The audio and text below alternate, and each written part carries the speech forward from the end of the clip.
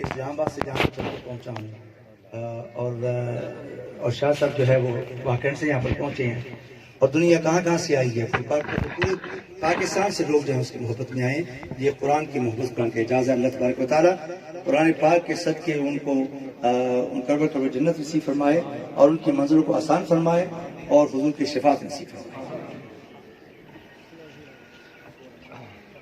جناب محترم قبلہ قاری سید صداقت علی شاہ صاحب نے جو آپ حضرات کے سامنے گفتگو فرمائی میں شاہد ہوں.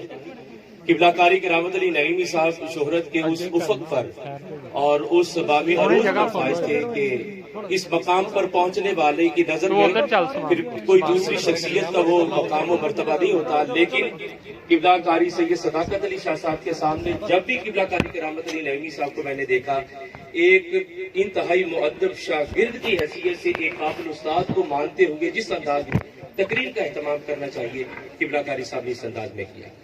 آج کے اس اجتماع میں قبلہ قاری کرامت علی نعیمی صاحب کی رفاقتوں کا سلسلہ کسی کا بلوغیت، کسی کا مدرسہ کی حد اور کسی کا پھر اس بامی عروج تک.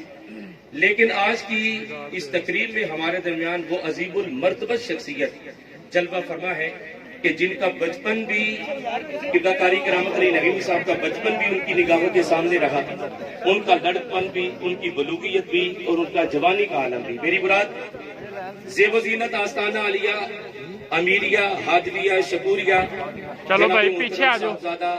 پیر محمد فہیم صاحب امیری دامت برکاتہ القدسیہ، آپ کی خدمت میں گزارش کروں گا کہ حضور آپ کی نگاہوں کے سامنے قبلہ قاری صاحب کی ساری زندگی گزری اور آپ کے آستانہ کرم سے انہوں نے فیض حاصل کیا اور پوری دنیا میں نام کمایا.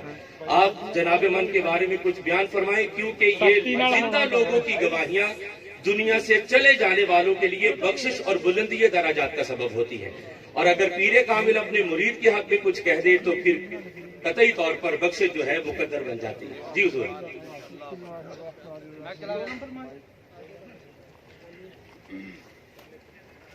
جناب قاری کرامت علی نعیمی رحمۃ اللہ تعالی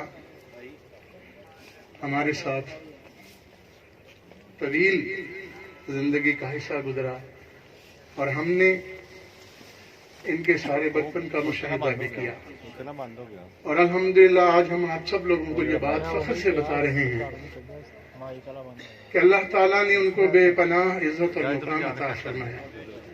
لیکن اس کے باوجود، اس ساری شہرت حاصل کرنے کے باوجود آستانہ عالیہ سے ان کی عقیدت محبت اور ادب و احترام میں کبھی بھی کوئی فرق نہیں ہوا.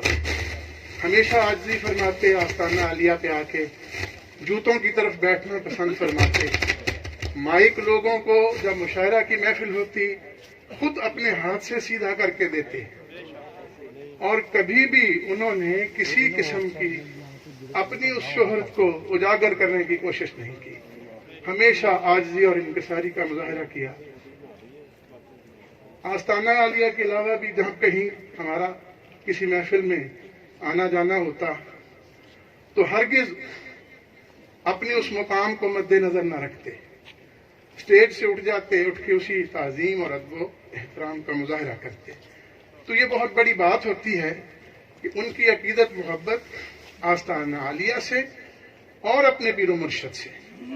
جب کبھی میں محافل کے انعقاد کے لیے ملک سے باہر جاتے تو بھی پہلے آستانہ عالیہ پہ حاضر ہوتے، مٹھائی ساتھ لاتے، ہمارے آقا و مولا پیر و مرشد والد گرامی قدر کی بارگاہ میں ان کے پاؤں میں بیٹھتے، پاؤں دباتے اور دعا کے لیے عرض کرتے کہ حضور میں فلاں تاریخ کو انگلینڈ جا رہا ہوں تو میرے لیے خصوصی دعا فرمانا. تو ابا جی حضور قبلہ عالم فرماتے قاری صاحب بڑے حضور قبلہ ہمیشہ آپ کے ساتھ ہیں، آپ ان کی حفاظت میں ہیں، انشاءاللہ نظر بد سے بھی محفوظ رہیں گے اور آپ کے درجات میں مزید بلندیاں ہوتی جائیں گی. اور یہ اسی طرح ہوا کہ حضور کا فیض ہمیشہ ان کے ساتھ رہا اور ان کو وہ مقام عظیم عطا ہوا کہ جو بیان سے باہر ہے. ایسی آواز کچھ عرصہ پہلے شاید خاور بھائی کو یاد ہو ہمارے ایک عزیزہ کا انتقال ہوا راولپنڈی میں، تو وہاں پہ کچھ ہمارے عزیز تھے جو عقیدے کے لحاظ سے کچھ اور عقیدہ رکھتے تھے، لیکن وہ بھی اس چہلم کے ختم میں شامل تھے اور کہنے لگے کہ حضرت صاحب ہمیں قاری صاحب سے آج سورہ رحمان کی کچھ آیات سنوا دیں۔ تو ہم نے قاری صاحب کو کہا کہ چلیں، یہ یہاں انجمن تاجران راولپنڈی کے صدر بھی ہیں، سلیم صاحب، وہ بھی انتقال کر گئے ہیں، تو ان کی خواہش پہ آپ دوبارہ سورہ رحمان کی کچھ آیات سنا دیں۔ تو قاری صاحب نے اس ذوق و شوق سے سورہ رحمان کی کچھ آیات تلاوت کی کہ آپ یقین مانیں کہ وہ سخت قلب والا بندہ بھی زاروں قطار ہونے لگا، اور بے ساختہ اس نے کہا کہ جیسے جیسے قاری صاحب سورہ رحمان ادا کر رہے تھے تو میرا دل یہ گواہی دے رہا تھا کہ حقیقت میں آج کوئی قاری قرآن صحیح معنوں میں قرآن پڑھنے کا حق ادا کر رہا ہے۔ اور ان کی سوز والی آواز نے میرے قلب میں وہ رکت پیدا کر دی کہ بے ساختہ میری آنکھوں سے آنسو جاری ہو گئے۔ تو یہ قبلہ کاری کرامت علی رحمت اللہ تعالی، اللہ پاک نے ایسی آواز اور شان عطا فرمائی۔ تمام دوست آ گئے؟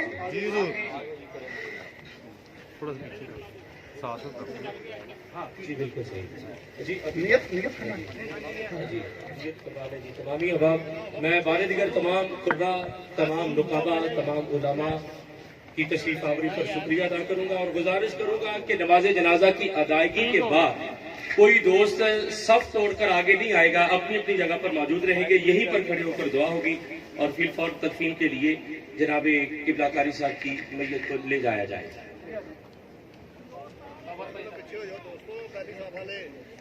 نیت ایک دفعہ ذرا دوبارہ بتا دیں۔ جی تمامی حضرات نماز جنازہ کی نیت کر لیں، اور نماز جنازہ کی نیت جیسا کہ آپ تمامی حضرات کے علم ہے، 4 تکبیر نماز جنازہ، فرض کفایہ، ثنا واسطے اللہ تعالیٰ، درود واسطے نبی پاک صلی اللہ علیہ وآلہ وسلم، دعا واسطے حاضر نیت، منہ طرف قبلہ شریف، پیچھے اسلام، اللہ اکبر۔ تمام دوست تیار ہیں؟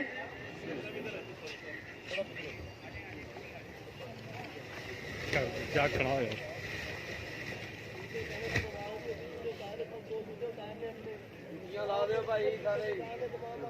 اللہ اکبر۔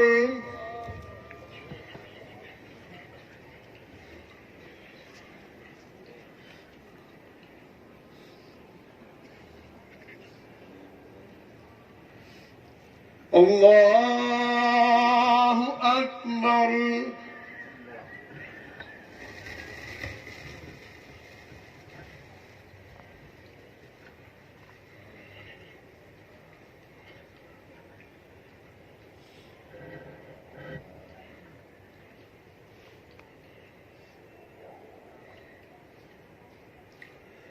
اللہ اکبر۔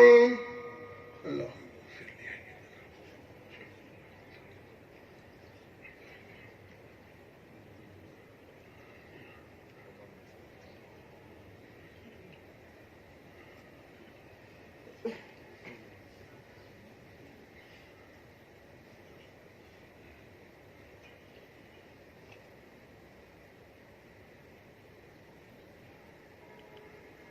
اللہ اکبر۔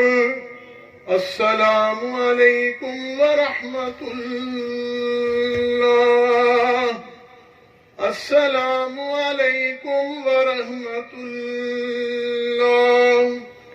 تمام دوست اول آخر درود پاک، ایک مرتبہ سورہ فاتحہ شریف اور 3 مرتبہ سورہ اخلاص پڑھ کے دوستوں سے گزارش ہے کہ سبھی ملے کر دیں۔ یار رک جاؤ یار، تمامی حضرات اول آخر درود شریف ایک دفعہ سورہ یار رک جاؤ بابا جی، یار بابا جی کیوں ہو گئے؟